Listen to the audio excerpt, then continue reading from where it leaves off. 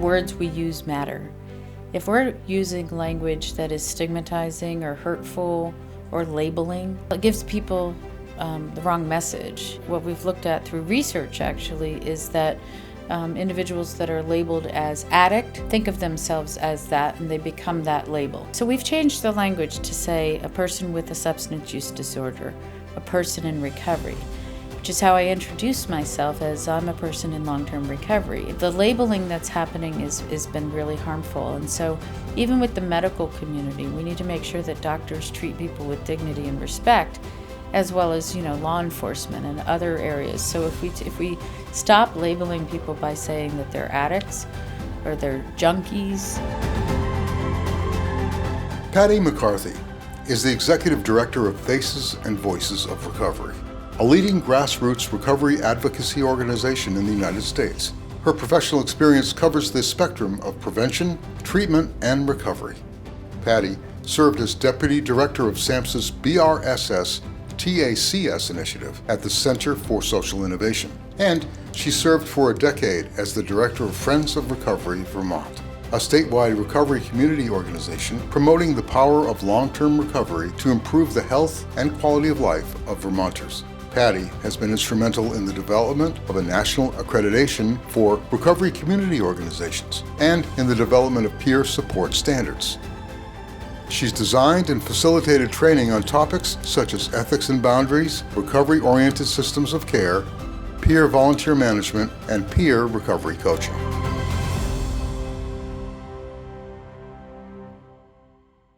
My name is Patty McCarthy, and I'm the Executive Director of Faces and Voices of Recovery. We're a national advocacy organization based in Washington, D.C. And I am a woman in long-term recovery. And for me, that means I haven't used alcohol or drugs in over 30 years. If it wasn't for my recovery, I wouldn't have the life that I have today, be a mother, grandmother, work for a national organization advocating, providing a voice for people in recovery from alcohol and drug addiction, as well as their family members and our communities nationwide. I can tell you that I couldn't keep living the life that I was living. Alcohol and drugs took me into dark places, and I knew that it wasn't what I wanted or who I wanted to be. So I found through treatment, through community support, that there were a lot of people in recovery that made it look like something I wanted. I wanted what they had. I wanted to live a better life than what I was living. And so I had hope. I found hope just in the stories and messages of other people and seeing how they were living. They were happy and they were active members in their community. My alcohol and drug use was, I tell the story of being a teenage alcoholic. I drank and did drugs for 10 years, starting at age 13.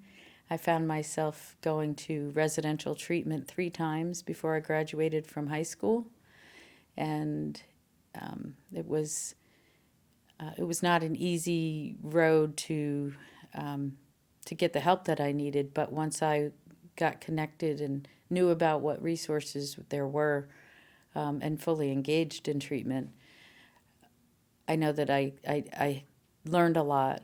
Pretty much got an education around what alcohol and what addiction was, and that I had become addicted to alcohol and drugs and knew that I could not stop on my own and needed help. Faces and Voices of Recovery was born out of a national recovery summit, a summit in St. Paul, Minnesota in 2001, where recovery advocates from around the country gathered, everyone from members of Congress to executive directors of national organizations, people running programs throughout the country that were serving people in recovery. They were helping build recovery communities. And they were mostly working on developing services, support services for people in recovery. But they knew that there needed to be more in the community than treatment and prevention services. They were working on building an infrastructure of recovery support services. And so those individuals came together for a summit and came out of that with the need for a campaign. So Faces and Voices really began as a campaign, a messaging campaign to put a face and a voice on recovery, to show the public that recovery works and that there were millions of people in recovery across the nation and around the world. So the organization didn't become its own nonprofit until 2004, but during those early formative years, that's when the kind of spark ignited a movement, an organized movement here in the United States, where the advocacy message were beginning to become refined, that we needed to focus on that recovery is possible. And it's not just possible, it's probable if with the appropriate treatment. So we did a lot of research. We did a survey to find out what they thought of when they heard the word recovery. And the majority of the people thought that people were still struggling, that they were suffering from addiction. And so they didn't realize that, that there are everyday people like you and me and our neighbors and our doctors and our school bus drivers and business people and faith leaders, many people, all types of people in recovery. And so they came together to put a face, to come public about that, to show that recovery is possible. I think it really has helped to eliminate the stigma. We've got a ways to go, but things have changed. People are more willing to come out because we're fighting discrimination. We're no longer needing to hide from our disease because the laws are changing, policies are changing. So our goal is that we're not going to be discriminated against for having a past history of alcohol or drug addiction. This is a chronic treatable medical condition, but gets very little support, in the communities because it's not the same as having a loved one diagnosed with cancer. People aren't bringing, potluck or bringing over the meals for the family whose child is in addiction treatment. They're not sending get well cards for someone who just went away for 30 days for treatment. When they return, they're not providing a conducive recovery environment the way that they will with other medical illnesses. So there's a lot of work to be done. But by bringing awareness, I think people have more compassion. They understand that this is a medical condition. So we're needing more and more to tell these stories of people, overcoming addiction.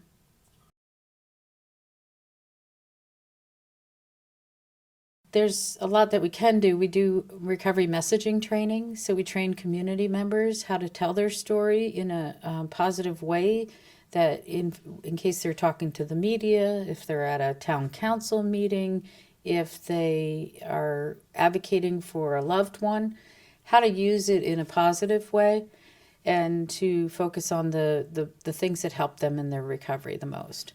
So what life looks like in recovery is very different than it did before in active addiction. So somebody can use the fact that they now have employment. They have had steady employment. They're a taxpayer where they weren't before. They are a homeowner, or they're a coach for a little league team, or they've registered to vote and voted for the first time, or they've cleaned up the criminal justice history that they had. So there's a lot of things that we're doing just by living life in recovery. But those that are coming out and talking about it are really giving hope to others, but also breaking down barriers like policies that are just not working. They keep people from getting the help that they need. We've been holding Hill Days on Capitol Hill for a number of years now, but that happens once a year. But throughout the year, we engage our network of recovery advocates throughout the country to give them the information on how to contact their members of Congress, either locally or on Capitol Hill, also how to contact their state members of their legislature. And so when we have an issue that or a bill that we want them to be aware of so that they can provide their input, they're educating policymakers about the issues that are related to that bill. So whether it's a recovery housing legislation or access to treatment and recovery support services or medication assisted treatment, all of the many things that are happening on Capitol Hill, we educate our members, give them information about the bill, why it's important, what parts of the bill will impact them, and then some talking points about maybe statistics and some advocacy messages so that they can call their members of Congress, write a letter, join in on a call-in day, or sign a petition, all of the things that grassroots advocacy is about. And that's how we do it at Faces and Voices of Recovery. We have diverse funding sources. A lot of our money comes from individuals, so they become members or they make donations. A lot of it is through membership dues from organizations that that support our mission, and then there's grants and contracts, some federal, some contracts with other organizations to provide training and support. So, but what really needs to happen is that this is funded by the recovery community, because it is a recovery community organization that's advocating for the needs of individuals and families all over the nation. You have a big job. Yeah. There's always more to do, and this is the one job that I really wish that I could be put out of business, you know. This is the one type of work that I think we all wish we were out of business. I mean, if we could eliminate addiction and support those that are in recovery, that would be wonderful. But it's not going to happen today. So the work ahead of us, we have a lot of work to do. I mean, mostly focusing on policies that are not conducive to recovery. They're not helping people get into treatment. We're fighting with barriers like regulations, access. So, you know, if you don't have the money and you can't access treatment, or there's waiting lists to access treatment, if you don't rise to the top of the criteria to get that next open bed, or if the recovery support services are not nearby in your community. And that means recovery coaching, peers, people in recovery that are helping other people. We have an extensive network across the country of recovery coaches, and a lot of them are employed by recovery community organizations. And these organizations are putting a face and a voice on recovery. They're doing three things. They're doing advocacy, public education, and they're providing recovery support services. So they maybe have a whole cohort of recovery coaches that are working at the emergency department or the drug court or with law enforcement or with child welfare agencies.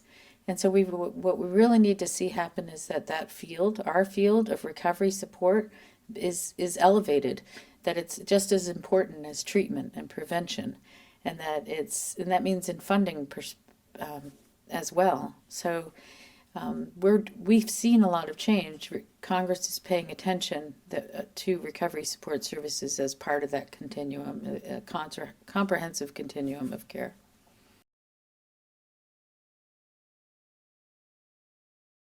Grassroots recovery advocacy is nothing new. I think we've seen it in different pockets, and certainly there's other grassroots movements that have been incredibly effective. Like first, let's talk about Mothers Against Drunk Driving, right? That was a grassroots group that came together for a mission to stop drunk driving and to hold those accountable. And they organized chapters throughout the country. And so those chapters were individuals who talked to other individuals, other moms, other families, and they came together.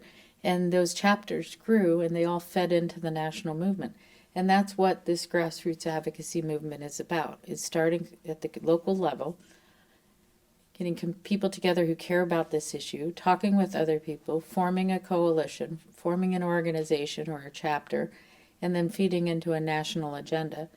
And that's not, we've seen that more recent years, young people getting more involved. So they're very much engaged with civic, their civic duties. They care about, they have a cause they want to get behind because they're seeing their peers, dying from overdoses. And it's not new. We've seen with alcohol use, kids driving drunk and losing their lives all over and every day. But this epidemic is different because we're losing over 170 people every single day in this country to overdose. That's more people than the entire Vietnam War. So it's getting everybody's attention, and those that, we need to hold people accountable. And if it's everywhere from, the pharmaceutical companies to the doctors. And so it is an outrage. It is something people are getting behind. But the good thing is that we have an organized structure now, and we can mobilize people very quickly. So there is a lot of education that's being done with doctors. There's a bill now in Congress right now that requires medical education on addiction, as well as prescribing of medications to treat addiction for all doctors in their medical school. So there's that, and there's also a lot of training available. I mean, it's free. They could get medical training around addiction as well as prescribing at no cost now. So that's all changed because of the opioid epidemic. But the interesting thing, I mean, as you all know, we have an addiction epidemic. It's not just opioids. I mean, in the states where we're seeing more work done on opioids, we're seeing a rise in methamphetamine use. So it's not one or the other. It'd be like playing whack-a-mole. We see a reduction in heroin and opioid use, and then we'll see an increase in others. So all of that needs the recovery community at the table. We have a saying that nothing about us without us. And if we're not at the table sharing about what works and telling our positive stories of recovery, then it's not truly going to make an impact without for long-term comprehensive approach to eliminating addiction and treating those and helping them get well. The pharmaceutical companies, the manufacturers, the distributors, they all need to be held accountable. The bottom line is we have to prevent this from ever being able to happen again with any other substance. So we can't, until we hold them accountable, so that's not only by them paying for the damage that they've done, but not being able to function in a way that they did. So there has, and right now in the courts, that's being litigated in a way that will make sure that they're not able to do that again. And then there's, all the other factors that need to come together on the federal level to prevent that from happening as well. So monitoring, looking at what new drugs are being approved by the FDA, making sure that we're not, going to see a new epidemic come from prescription medications. And it sounds to me like a big part of your mission is taking things out of the darkness and bringing them into the light.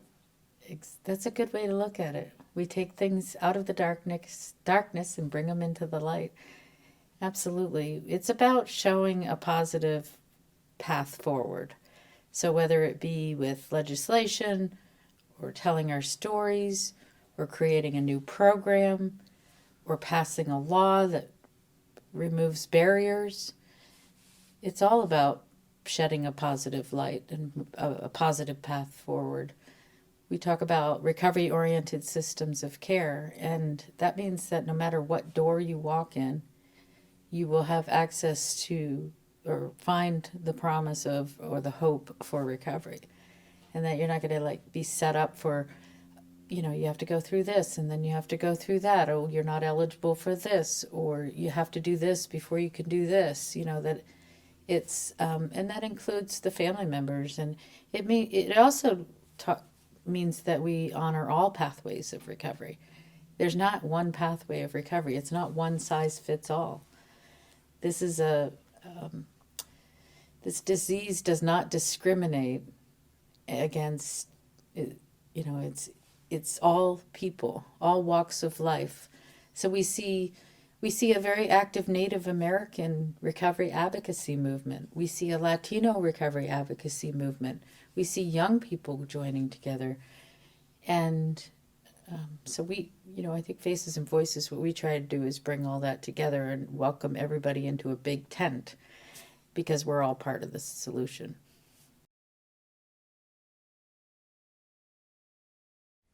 The words we use matter.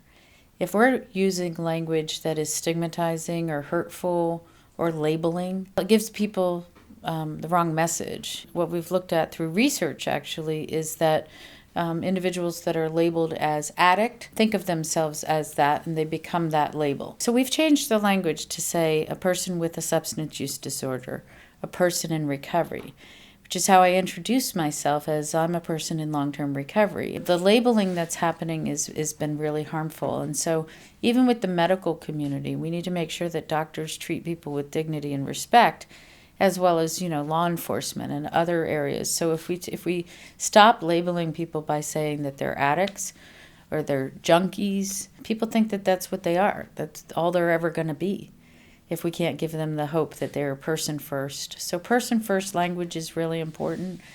So we've eliminated using the word addict. We'd really like the media to do that too.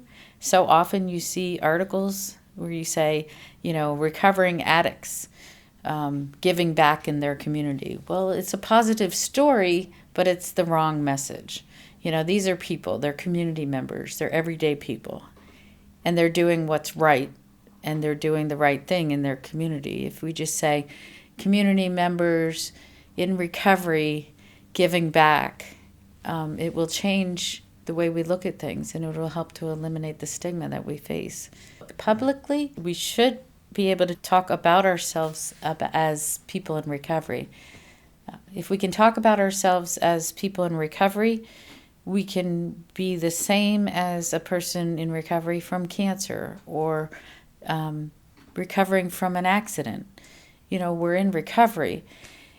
We're a person with a substance use disorder. We're a person in recovery from a substance use disorder. How we introduce ourselves in our own personal program of recovery is our own business. And that's different because it's not at the level of press, radio, and films. It's not out in the community. And it's really important, too, that people know that the recovery advocacy movement is not at all about your own personal recovery if you're in a 12-step program. It's completely separate. So I am personally in a 12-step program, but I don't talk about my work in those meetings. I go there to help my recovery. I go there to work with the 12 steps of my program, and I go there to help others, and that's my personal program. What I do on the national level or on a local level is talk about how important recovery support services are, how when I got into recovery I had opportunities that I didn't have before, or how during my active addiction there were barriers for me to get help. So that's a completely different thing that we do outside of 12-step programs. And I think that people need to know that we're not violating any traditions. And if they want more information about that, we have great information about advocacy with anonymity. You can remain anonymous or in a way that says that, that does not disclose your 12-step meetings or where you go or who's there. That's the importance. Thankfully, that's there for 12-step meetings and that pathway of recovery. That's completely separate from what we do in the recovery advocacy movement.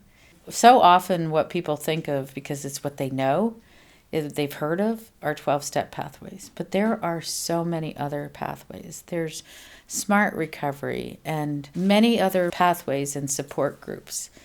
So they can find Women for Sobriety or online peer support groups.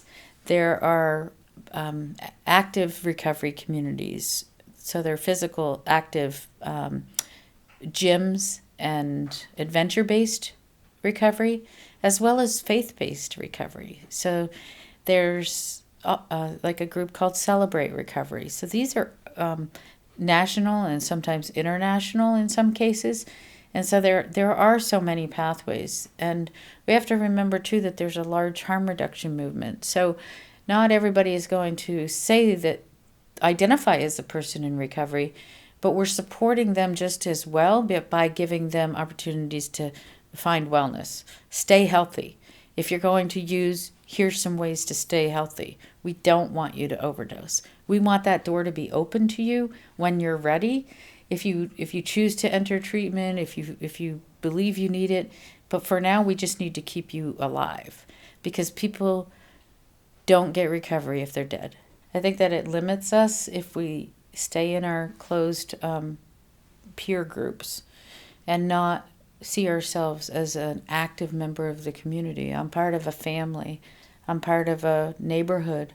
I can go back to college and I can function just as well as a person in recovery. That status of being a person in recovery should never hold me back.